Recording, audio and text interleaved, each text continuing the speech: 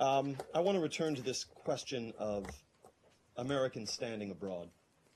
And in particular, I want to return you to a pivotal moment in this presidency and in your tenure as Secretary of State.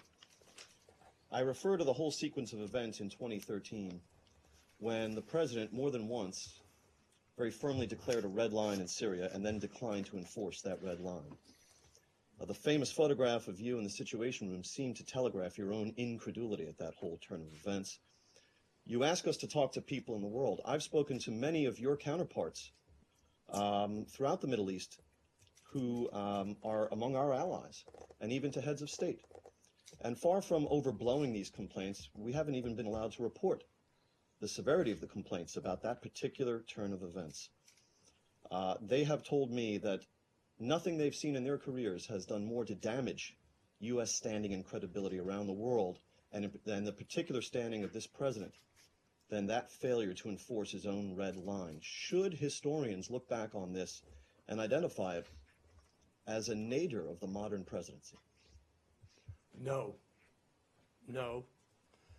Because I don't think that the press, writ large, broadly, has actually properly analyzed, assessed, and reported on exactly what took place. So let me be very specific. It's going to take me a minute, but I'm going to be very specific.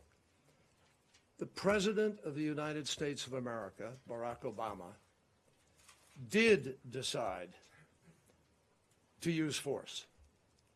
And he announced his decision publicly and said, we're going to act. We're going to do what we need to do to respond to this blatant violation of international law and of warnings and of the red line he had chosen. Now, we were marching towards that time when, lo and behold, on a Thursday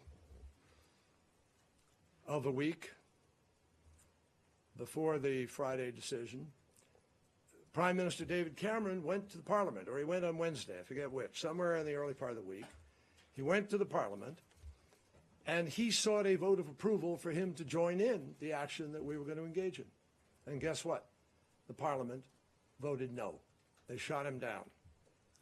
So as we were briefing Congress, and I was on one of those briefing calls with maybe 100 members of Congress on the call, many of them were saying, well, you're going to come to us.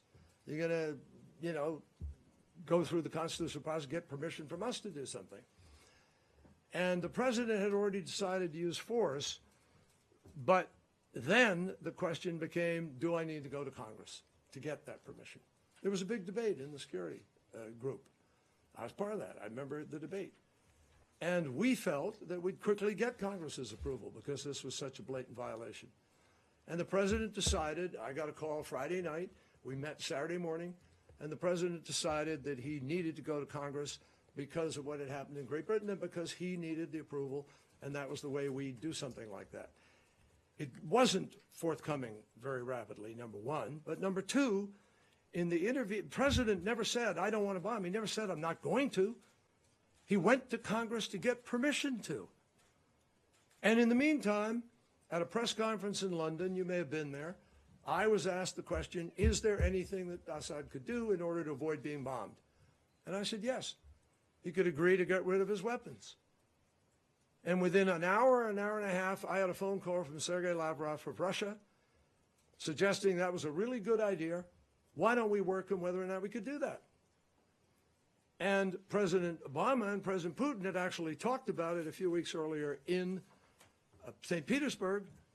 And I'd already talked to Lavrov. I'd actually talked to Prime Minister Netanyahu about it. I thought it was a good idea. And so all of a sudden, Lavrov and I were thrown together by our presidents in an effort to try to achieve that. And guess what? We did achieve it. Before Congress voted, the president never said, I won't drop a bomb. What happened was people interpreted it.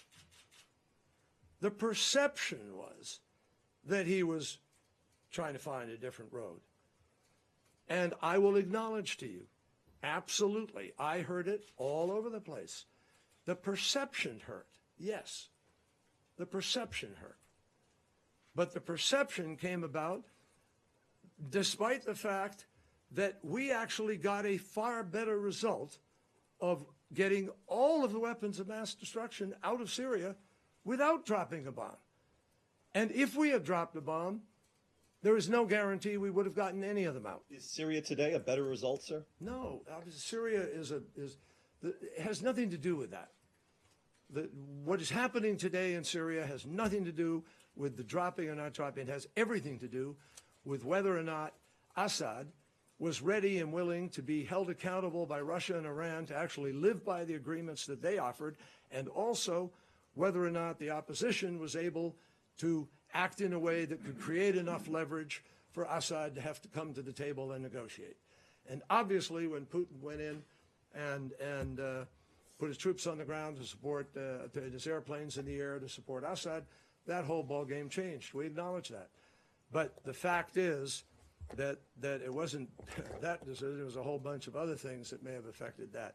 The bottom line is, folks, the president never retracted his intent to, he just got rid of the need to do it by embracing a different approach that got all the weapons out. And so, yes, I have to acknowledge, I can't, he would acknowledge. The perception certainly is out there, but I don't think it's fair, because I don't think it actually reflected the decisions that he made. And it doesn't reflect the reality of what we were able to achieve. On that note, thank you.